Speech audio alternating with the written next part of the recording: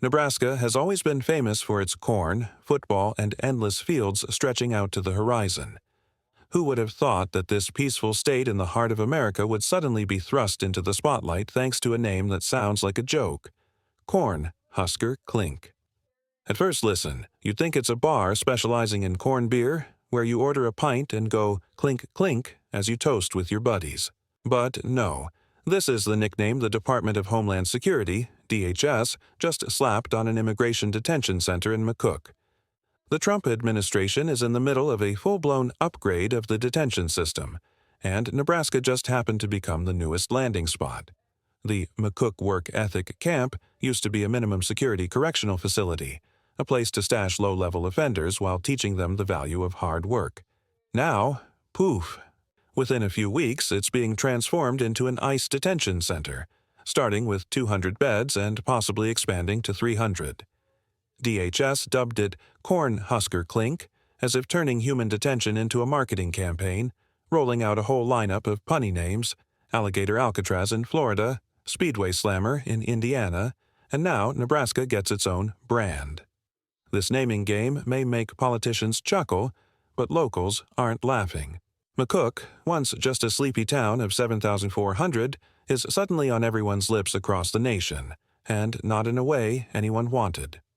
The roughly 186 inmates currently in the work ethic camp will be shipped out in 45 to 60 days.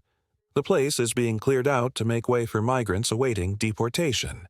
It's like sprucing up a hotel room for VIP guests, except here the VIPs are ICE detainees, special customers of the deportation system. Sure, Nebraska will get federal funding to cover costs, so money isn't the issue. But to many residents, this feels like a trade-off. Prison jobs stay safe, maybe even grow, but the community has to live next to an ICE facility with a name that sounds goofy and menacing at the same time. The bigwigs in government talk about it like it's poetry. Governor Jim Pillen shows up before the cameras, thundering that Nebraska is doing its part to protect the border and America.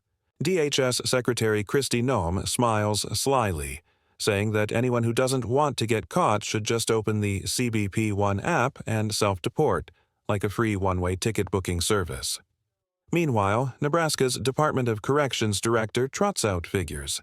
Average detention time will be only 5 to 50 days, as if he's describing a short vacation package rather than people being locked up. The whole thing is packaged so neatly it's practically brochure-ready.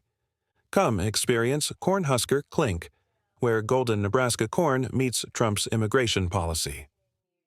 But behind the glossy sound bites lies a massive political project. ICE is already holding more than 56,000 detainees, the highest since 2019, and Trump has promised to push that number up to 80,000 or even 100,000 thanks to his One Big Beautiful Bill.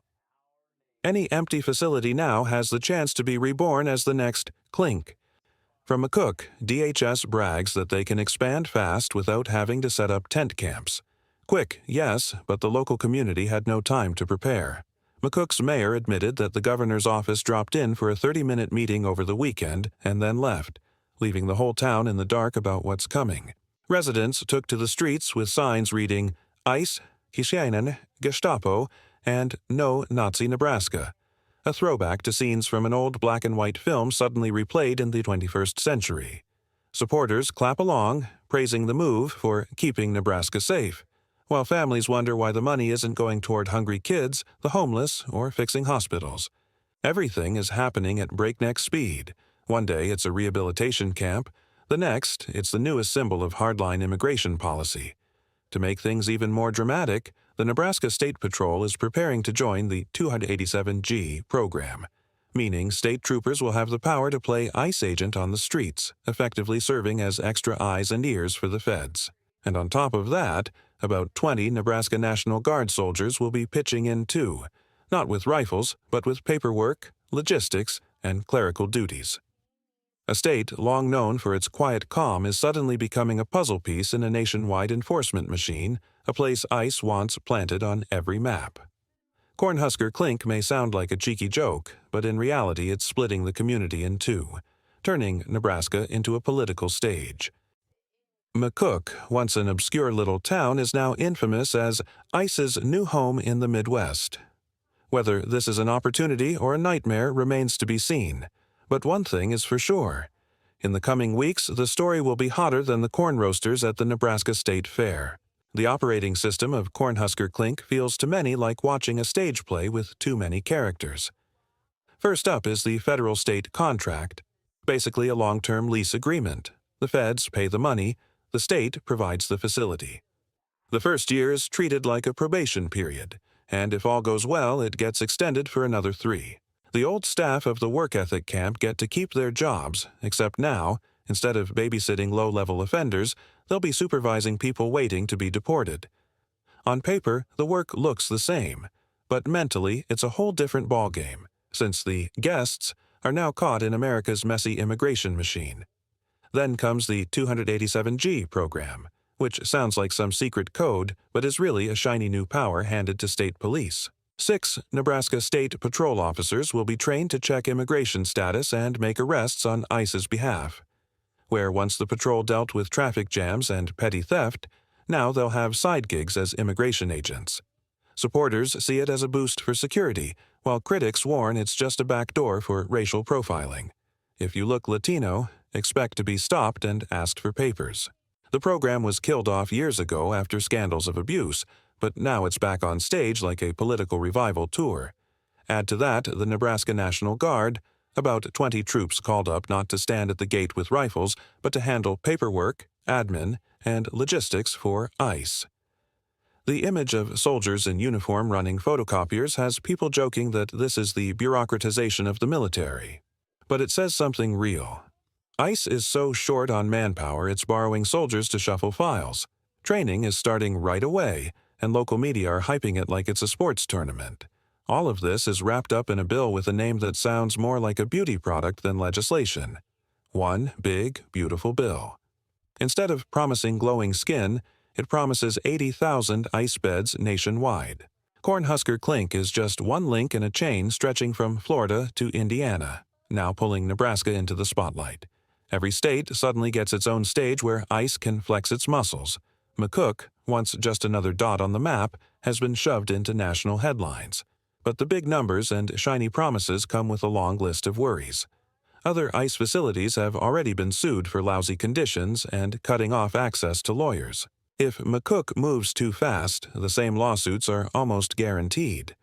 ACLU Nebraska has warned that giving more power to the state patrol is a recipe for trouble. Nebraska Appleseed argues the U.S. should be reforming immigration laws instead of building detention centers like their new strip malls. Still, while the critics shout, the leaders beam for the cameras, eager to brandish their trophy. Governor Pillen talks about keeping Nebraska safe, while Secretary Noem delivers her cold message. If you don't want to get caught, turn yourself in. State lawmakers are split. Supporters frame it as job protection, while opponents ask why money is flowing into prisons while hospitals are overburdened and children go hungry. Mayor Linda Taylor tries to reassure her town, promising transparency, but even she admits the governor's office gave her barely any details in their blink-and-you-miss-it meeting. The whole town has become an extra in a national drama, shoved onto stage before anyone read the script. The tangled mix of federal agencies, state government, police, and guard troops makes Cornhusker Clink look like a bizarre mashup. Some people call it a jigsaw puzzle with mismatched pieces somehow forced together into a picture of power. Others see it as a rehearsal for ICE to replicate across the country. Whatever the metaphor, Nebraska, with Cornhusker Clink, has become a living example of move fast, brag faster politics, brushing aside public opinion and risk in favor of instant headlines. When the name Cornhusker Clink first burst into the spotlight, Nebraska's public opinion went off like a bag of popcorn in the microwave. Supporters were giddy, like farmers who just hit a bumper corn harvest, praising it as a heaven-sent gift that would save jobs for the town. Opponents, meanwhile, wailed that the state was being turned into a test stage for hardline immigration policies. Politics and daily life in McCook suddenly got as rowdy as a county fair, except instead of ox-pulling contests, people were out there hoisting protest signs.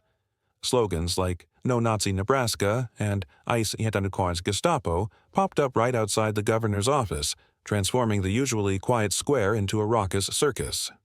On the government side, the big names rushed to the cameras as if they were on the campaign trail. Governor Jim Pillen boldly declared that Cornhusker Clink proved Nebraska was standing at the front lines of border security. Senator Pete Ricketts and Representative Adrian Smith piled on with praise, spinning it as a masterstroke. Protect the nation while keeping local jobs. In their eyes, McCook wasn't a tiny town anymore. It was a frontline hero. But for many residents, that so-called frontline badge felt more like a trap, because it meant the whole world now knew McCook only for an ICE detention center. Facing off against the cheerleaders were waves of civil society groups. Nebraska Appleseed fired the first warning shot, calling ICE expansion a dangerous, harmful move, basically a new burden dumped on the state. ACLU Nebraska went even harder, likening the 287G partnership with the State Patrol to opening Pandora's box. Once state cops are empowered to hunt down immigration status, they warned, abuses and racial profiling are only a matter of time. They pointed back to scandals in other states with 287G. Cops pulling people over at random, demanding papers from anyone with darker skin, turning immigrant communities into bundles of constant fear. In the state legislature, progressive lawmakers like Megan Hunt and Terrell McKinney didn't miss the chance to unload. They blasted the government for being opaque, rushing the announcement and dodging any details about finances. Why, they asked, was a state strapped for cash, with overcrowded hospitals and hungry children, prioritizing an immigration jail? The question echoed loudly, but the answers were the usual slogans about security and the border. Meanwhile, on the ground in McCook, Mayor Linda Taylor found herself in a no-win situation. She admitted the meeting with the governor's team lasted all of 30 minutes, offering almost no detail, leaving even her in the dark about what was coming. She promised transparency and updates for her citizens. But how do you reassure people when you don't even know what's in the contract?